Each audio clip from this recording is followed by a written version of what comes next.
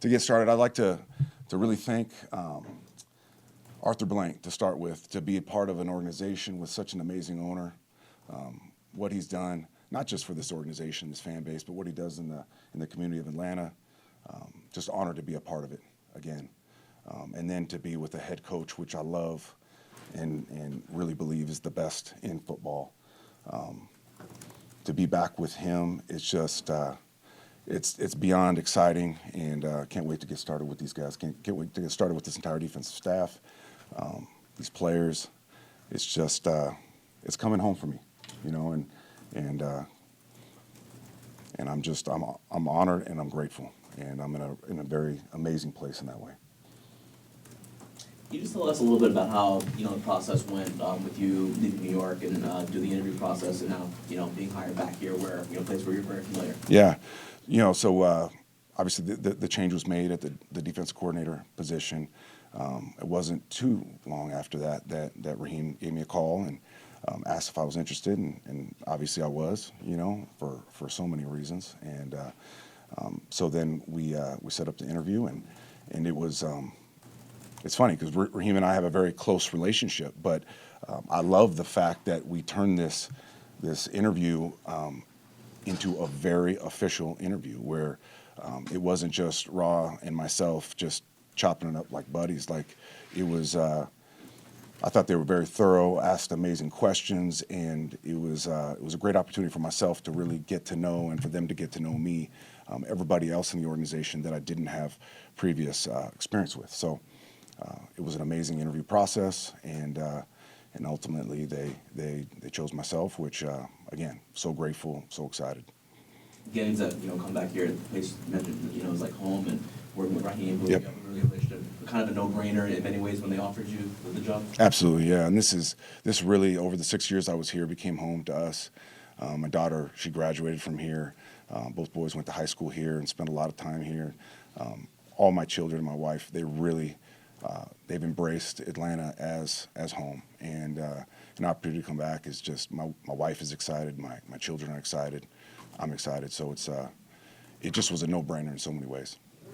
You guys are back together 6 years ago, the first time around. You guys were only able to post one top 10 defense in yards and points allowed.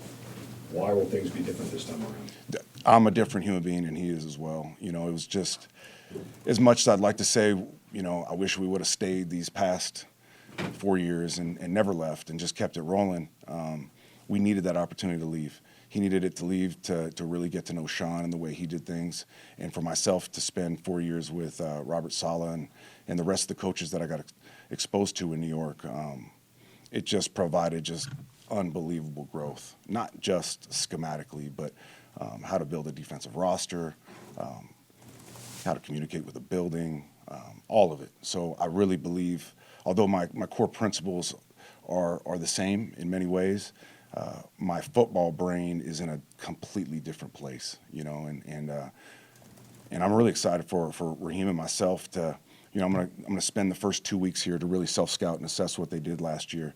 It's an opportunity to learn the roster. It's an opportunity to learn Raheem's scheme and the Falcons scheme and what they tried to get accomplished last year.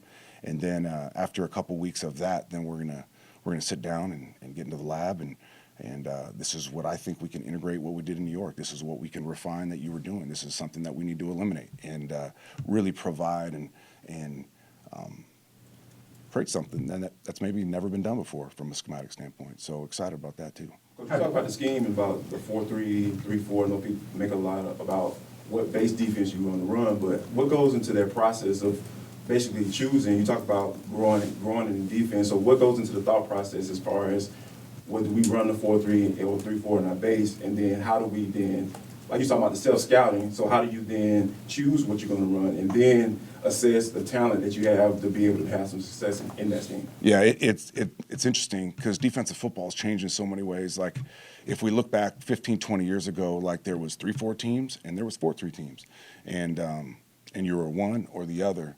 It's not that way anymore. Offenses have jumped off the playbook, like the day and age of 2x2 normal spacing, lines, drag, like that day of offensive football is gone. you got designer drop back, you have designer run game, you have all this stuff that has become very challenging from a defensive perspective. So it's really forced us from a defensive standpoint to get more multiplicity in all that we do, front-wise, coverage-wise, all of that. So we're going to be multiple, and we're going to do some unique things that are going to be 3-4-ish and 4-3-ish at times. And but I think that multiplicity is necessary nowadays. It really is.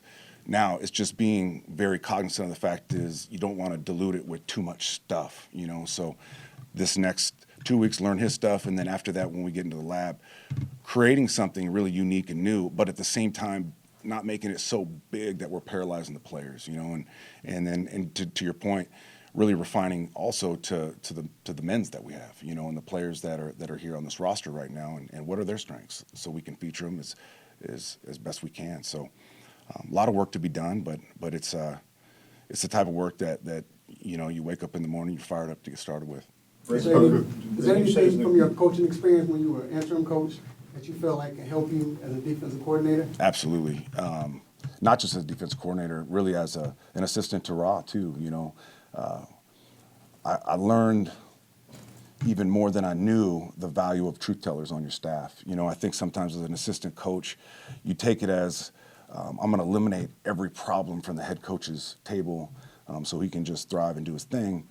When in reality, like, yeah, there's some things you need to take off a head coach's table. There's certain things that need to be told to the head coach that are occurring. Because a lot of times what I found in that interim role was, although it was interim, it was like I felt the shift and the way people talked to me and treated me and what they said to me, and the lack of truth sometimes was really detrimental, you know. So it reinforced the idea that Ra's going to need me in that way to make sure that I'm always telling him the truth, and maybe, you know, eliminating some of the blind spots that he doesn't see. And the other big one for me was the delegation piece, which I failed at, to be completely honest. You know, I became the interim, and I've made this analogy to a lot of people. The head coach, let's say he works 10 hours a day, and say as a defensive coordinator, I work 10 hours a day.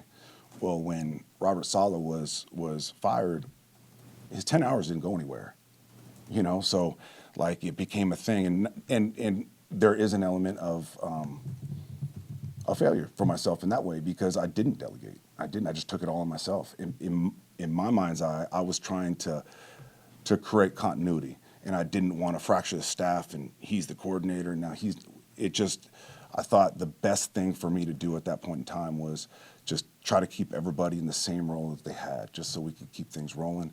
And it wasn't the right thing to do. It wasn't, as I look back. You know, I should have delegated. I should have given the defensive coordinator responsibilities to someone else, and because it's just, in my opinion, it's too hard, especially when it's thrown on you in the middle of the season. It's just you hadn't prepared for it. You're learning on the run. So delegation and truth telling were the two things that will never leave me, and they got reinforced at the highest level. Rick, Raheem just said famously that stats are for losers, but one stat that never seems to let go is the lack of sacks that have been here, and you went through that your first time around. I don't know how you fix that right now, not knowing what the roster is going to look like, but obviously it's something that pass rush needs to be addressed at this point. What do you do to immediately make that a top priority? Absolutely. Like there's no great defense that's ever lived in this league that didn't affect the quarterback. You know, and you got to affect the quarterback in two ways. Either we affect him physically, get him off the spot, sack him, hit him, or we affect him from the standpoint of from a coverage perspective, and we try to confuse him. So last year, and again, I gotta really reserve my comments until I really take a deep dive on this defense and really learn at the highest level to make those comments. But I do, like, you can't thrive in this league from a defensive perspective without good pass rush. Sacks your top priority? Affecting the quarterback is my top priority. Getting them off the spot, hits, all those things, you know. And in New York, we did that at a high clip. You know, it's a combination of a lot of things, though. It's not just the men's all the time. Sometimes it's the scheme. Sometimes it's the context of the game. There's a lot of things that go into that. In New York, we didn't operate with a ton of leads, you know, so that's another factor that doesn't always get accounted for, you know, where you get opportunities to let your guys jump out their shoes and just go, because you're defending 50-50 ball all the time, you know. So it's important. It's going to be an absolute priority, and it's something that has to get fixed. You said earlier, you mentioned that it's, you know, Raheem's scheme. Have you and him talked much about how much autonomy you'll get to kind of make it your scheme as far as calling the plays on game day? Yeah, I'm gonna call the plays on game day, but this is gonna be a collaboration at the highest level between Raheem, myself, Jerry Gray, Mike Rudenberg. The list goes on and on. We have an amazing defensive staff, guys that have been around great defenses, guys that understand ball at a high level, and it would be criminal of me not to take advantage of these guys, you know. And we're gonna have some hard conversations, and that's another thing that's beautiful about this opportunity for myself is the equity in the relationship that I have with Raheem is such that we can have drag out. Like if you were an outsider looking in, you'd be like, damn, they hate each other, you know? But we're capable of having those really, really hard conversations, but understanding that we're trying to create something special, and we walk out that door together. And so it's going to be our defense. It's going to be the Falcons' defense. What's going to be. What kind of teacher are you for people who have never worked with you before? I try to say that I adapt as best I can to every learner, you know. So I put a lot into learning the new age learner, you know, where the phone has become an appendage, you know, it's an extra hand or foot or finger or something, and they're so cognizant of it, you know. So they learn in a different way that I learned, you know. Getting this argument a lot of times with old football heads of like, well, when I played or when I coached back 20 years ago, they could sit there and grind through 5 hours of tape and take notes the entire time. And I don't believe in that way of coaching or teaching anymore. I don't, you know, and I think the best teachers in this league, the best teachers, period, in the world are ones that adapt to the learners, you know. So I've picked up a lot of, I think, some really cool things and ways to engage the player, to teach in a little bit different way.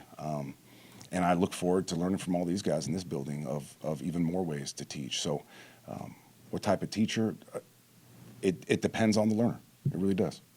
Jeff, when you talk about the multiplicity of the defense, Yeah. how much of that is going to be derived from the strengths of the players already on this roster versus maybe looking at a player from an outside perspective and saying, here's what I think you can be, and we're going to grow you in this way in this defense? Yeah, there's going to be both those elements that live here. There's going to be some stuff that we really adapt because we got some players with some superpowers we got to take advantage of. And in that way, we'll feature them as best we can with the, you know, just like for the front example. But at the same time, the multiplicity is there to create. This is what I don't know if our first run here, if we always had that, a schematic answer when things got sideways on game day, and the ability to pivot when an offense pivots. So the multiplicity, it's powerful in that way that you got answers. You know, to just say we got to play harder and faster and more physical. That's one way to approach things. You know, or you create real schematic answers to problems. Obviously, as you game plan, but even more powerful sometimes is the pivot on game day that you have the ability to do when you do have multiplicity to your fronts and coverages. Coach, you talked about the hard conversations you're going to have with Raheem once you dig into the tape and take a look at everybody, your personnel on the squad. You got two guys that in that middle that are going to be 30 plus, you know, coming to the season, and they're going to Yamada and Grady Jarrett. So how would you have, being at your history with a guy like him, how would you then try to take that personal feeling out of it and say, hey, we need to get younger in this particular spot? Yeah, I look forward to getting to know David. Obviously, I know Grady really well. Cornerstones of this defense for a long, long time, and amazing players, both of them. And I know Grady, you know, just because I spent so much time with Grady, an amazing person in this community as well. So I'm excited to work with both of them. To that end with the roster, you have 6 guys right now on the defense who are either free agent or within the final year of their contract, who played significant minutes when healthy, who were starters. How much input are you going to have on which guys stay and go, and how you want to build the defense around the scheme and the players who are in it? I'd like to say a lot. You know, I've just gotten to know Terry a little bit now, and obviously I've known Raheem for forever, but I already feel it in this building. There's such a vibe of collaboration, and everybody's going to be heard and seen and valued. And so I'd like to say I'll have a lot of input as far as that's concerned. I'd like to say the entire defensive staff is going to have a lot of input as far as how we build this defense. I think that, especially from a defense perspective, like all the scheme in the world is great, but you need the players make this thing come to life. They always have and they always will. You said your football brain's changed pretty drastically. How so? You know, when we came around here the first time, you know, we were implementing the old Seattle system, you know, and the Seattle system had some amazing strengths to it, and it did some things that were, at the time, fairly revolutionary in some ways, and I loved it and believed in it. You know, it's just the game has changed. It really has. Like, these offensive coordinators are absolute pains in my butt, because it's not like the old day of, all right, you play cover 3, here's the 3 beaters. You play cover 4, here's the quarters beaters. It's not that way anymore. They watch your tape, they learn your rules, and then they beat you ways that you've never been beat before. So because of that, you need more variety in coverage. You need more multiplicity in the front. You need more scheme, you know? And so that's where I've changed completely. Really, you know, I want to provide the players with the best opportunity to be successful on game day. Well, sometimes just playing the same coverage over and over again, you're not doing that. You're actually putting their chin out there and letting people take haymakers, you know? So from that way, I've grown a lot.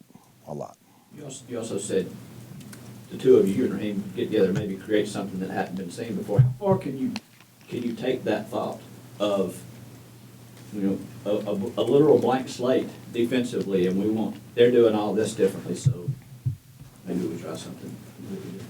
Yeah, we're gonna like, that's Raheem, as you guys know, has an amazing brain in that way. He's got the beautiful mind, and some of the guys, Jerry Gray's an amazing defensive coach and been that for a long, long time. So I'm going to lean on these guys, Mike Rutenberg, and the list goes on and on. But I'm going to lean on these guys for us to really put our brains together and challenge everything. You know, a lot of times, any walk of life, it's just, that's the way we've done things. That's the way it's always been done. You know, like, that's not good enough.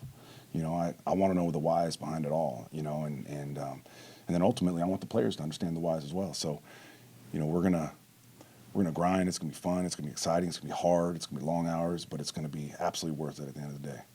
If I could ask another follow-up on the interview process, I believe at the time that this position opened, you had not yet gone through the interview with New York for the full-time position. Was that something you and Raheem had to discuss? Was that at all awkward timing-wise for you to handle? No, it was okay. So I actually did the interview with New York before I did the interview with Atlanta. So that was on New York was like on a Sunday, and then like 1 or 2 days after the fact, I did the one with the Falcons. So the timing was actually, it worked out perfect as it was. Jeff, hearing what you're saying about kind of like defensive contingency plans and adjusting and adapting, do you feel like now there is a greater emphasis on being able to teach inside of a game than there was, you know, when you were here previously? Absolutely. Is that what you're looking for with this staff that you're coming into? Absolutely. Yeah. The ability to, like I said, to pivot on game day, it's the difference between good defenses and great defenses, you know, and that ability to pivot is bigger than just a coach knowing a schematic answer. It's like you said, it's the ability to teach it and coach it, and them to really understand why we're pivoting here, you know, and you know, how are we being attacked, and then what's our answer to that. I think that good coaches, they provide players answers, you know, and that's what we got to do. Anything else? All right, thanks, y'all. It's easy. All right, guys. Thank you. Nice to meet you guys.